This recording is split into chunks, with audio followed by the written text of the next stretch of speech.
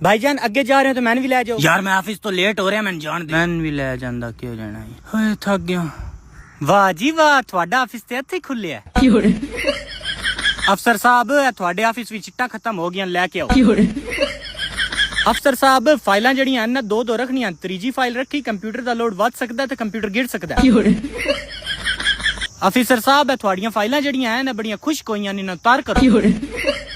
ਹਲਾ ਭਾਈ ਜੀ ਕਰ ਦਿੰਦਾ। ਅਫਸਰ ਸਾਹਿਬ ਨਵਾਂ ਪ੍ਰੋਜੈਕਟ ਆਇਆ ਹੈ ਜਲਦੀ ਜਲਦੀ ਆਓ ਫਾਈਲਾਂ ਲਾ ਲਓ।